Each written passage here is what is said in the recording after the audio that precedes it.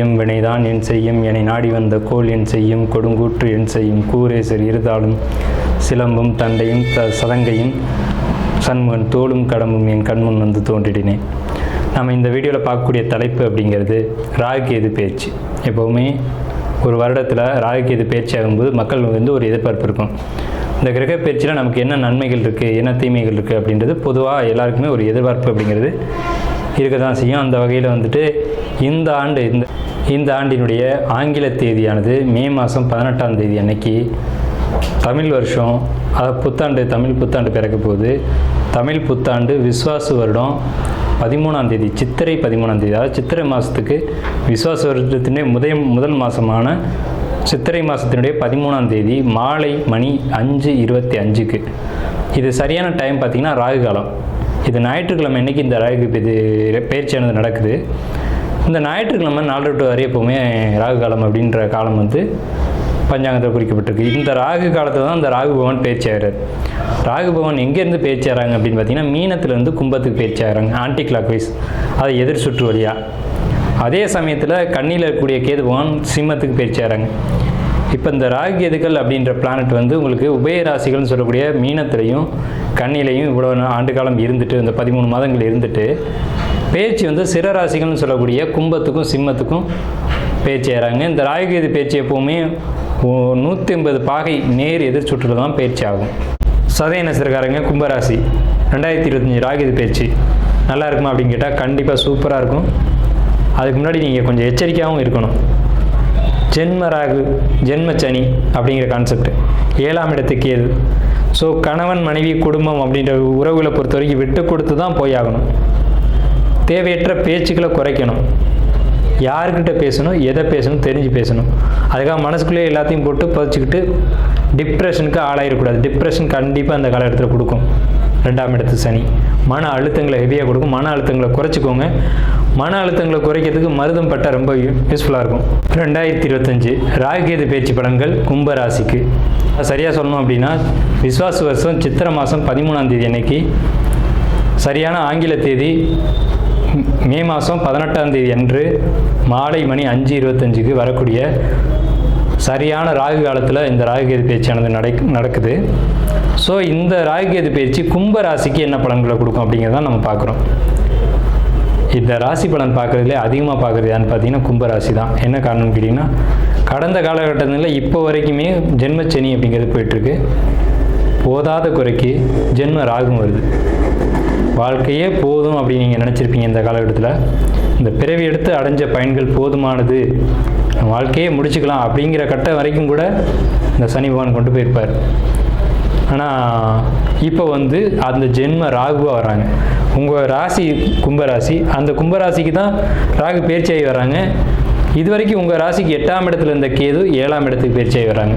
8ஆம் இடத்துலேருந்து கேது 7ஆம் இடத்துக்கும், உங்கள் ராசிக்கு தனவரஸ்தானம் சொல்லக்கூடிய 2ஆம் இடத்துல இருந்த ராகு உங்கள் ஜென்ம சந்திரன் மேலேயும் ராகு பயணிக்கிறது அப்படிங்கிறது சிறப்பாக அப்படின்னு கேட்டால் இல்லை அப்படின்னு தான் சொல்லணும்.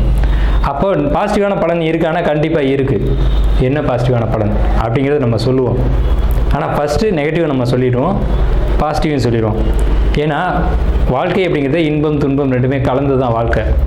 அப்போ பாசிட்டிவ் மட்டும் சொல்லிவிட்டு நெகட்டிவ் சொல்லணும் தப்பாயிடும், நெகட்டிவ் மட்டும் சொல்லிட்டு பாசிட்டிவ் சொல்லணும் தப்பாயிடும். ஸோ ரெண்டையுமே கலந்து சொல்லுவோம், உங்கள் வாழ்க்கையை முழுமையாகவும் சொல்லுவோம். ஏன்னா கும்பத்துக்கு மட்டும் கொஞ்சம் கவனமாக தான் இந்த காலகட்டத்தில் பலன் சொல்லி ஆகணும். ஏன்னா எரியிற நெருப்பில் எண்ணெய் ஊற்றுன மாதிரி ஆயிடக்கூடாது. சரியான விஷயங்களை கரெக்டாக சொல்லணும். அப்படிங்கிறதுனால விரிவாகவே இந்த ராசியை பார்ப்போம். ஜென்ம ராகு நல்லது இல்லை. எந்த விஷயத்துக்கு? குடும்பம் சம்மந்தப்பட்ட விஷயங்களுக்கு, கணவன் மனைவி உறவு, குழந்தைகள் உறவு, குழந்தைகளுக்கு அவங்களுக்கும் நமக்குமான பாண்டிங், அதாவது பந்தபாசங்கள் அப்படிங்கிறதுல நம்ம விட்டு கொடுத்து தான் போய் ஆகணும்.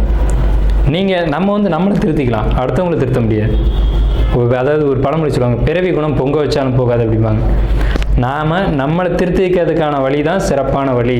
அடுத்தவங்களை திருத்தணும்னு நினைக்காதீங்க. அதாவது 5 விரல் இருக்குது, 5 விரல் ஒரே மாதிரியாக இருக்குது இல்லையே. ஆனால் நம்ம நினச்சோம்னா நம்மளை மாற்றிக்கலாம். ஜென்மராகு 7ஆம் இடத்துக்கு ஏது கணவன் மனைவி உறவுகளுக்குள்ள சிக்கலையும், குழந்தைகள் மகன் மகள் போன்ற உறவுகளுக்குள்ள சிக்கலையும் குழப்பத்தையும் ஏற்படுத்தும் அப்படின்ற எதிர்மறை பலன். பொருளாதாரத்துக்கு சிக்கல்களை ஏற்படுத்தக்கூடிய காலகட்டம். பொருளாதாரம் தட்டுப்பாடாக தான் இந்த காலகட்டத்தில் இருக்கும். ஸோ இப்படி ஒரு அமைப்பு. சகோதர உறவுல சிக்கல், சொத்துல சிக்கல் இப்படிங்கிறது ஒரு கட்டத்தில் இருக்குது.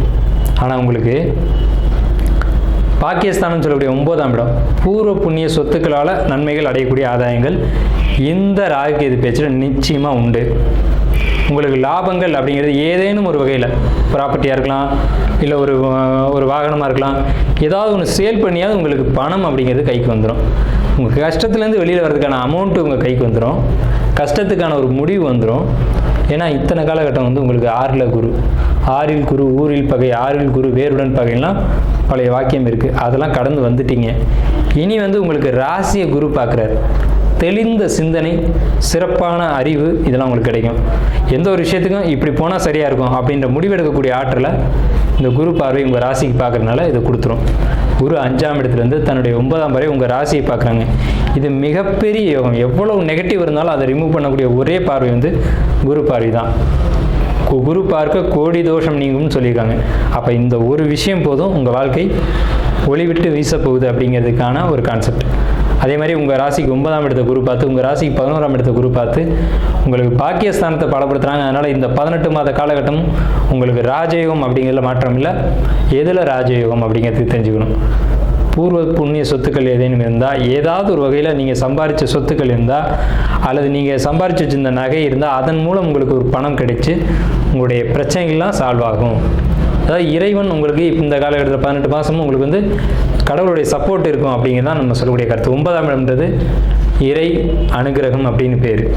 ஸோ இந்த ஒரு அமைப்பு அப்படிங்கிறது உங்களுக்கு இருக்கும். இருந்தாலும் எதிரிகள் தொந்தரவு அப்படின்றதுக்கான ஒரு வாய்ப்பு கும்பராசிக்கு இந்த காலகட்டத்தில் உண்டு. ஸோ அதில் மட்டும் கவனமாக இருக்கணும். யார்கிட்டையும் தேவையில்லாமல் பேசக்கூடாது, தேவையற்ற வார்த்தைகளை பேசக்கூடாது. எதை பேசணும், எங்கே பேசணுமோ அதை மட்டும் அந்த இடத்துல பேசணும். யாரை பற்றியும் என்ன தெரிஞ்சாலும் கமெண்ட் அடிக்கக்கூடாது. மனசுக்குள்ளே வச்சுக்கிட்டு போயிட்டே இருக்கணும். மனசுக்குள்ளே வச்சுக்க முடியாது தான், அது இயற்கை. எல்லாருக்குமே மனசுக்குள்ளே ஒரு விஷயத்தை பதிச்சு வைக்கணும்னா கஷ்டம்தான். ஆனால் அப்படி தான் வச்சுக்கணும். அப்படி இருந்தால் மட்டும்தான் அந்த 2ஆம் இடத்துல இருக்கக்கூடிய சனி பகவான் உங்களை தொந்தரவு செய்ய மாட்டார் அப்படிங்கிறது. தொழிலை பொறுத்த வரைக்கும் இவ்வளோ நாள் பட்ட கஷ்டங்கள் வேற, இனி தொழில் நல்லாயிருக்கும், வருமானத்துக்கு வழிவகைகள் கிடைக்கும். ஏன்னா ராசியை குரு பார்க்குறாரு. வேலைக்கு போகக்கூடியவங்களை பொறுத்த வரைக்கும் ப்ரொமோஷன், இன்க்ரிமெண்ட் கண்டிப்பாக உண்டு, நிச்சயமாக உண்டு.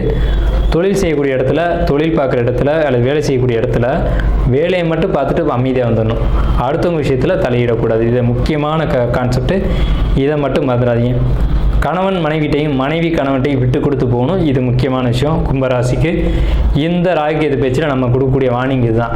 7ஆம் இடத்துக்கு வந்திருக்கு கேது துண்டாடக்கூடிய கிரகம், கேது வெட்டி விடக்கூடிய கிரகம், கேது வெறுமைக்கான கிரகம், கேது விரக்திக்கான கிரகம். கணவன் மனைவி உறவுக்குள்ள இந்த மாதிரியான விரிசல்களை ஏற்படுத்தக்கூடிய அமைப்பு உண்டு.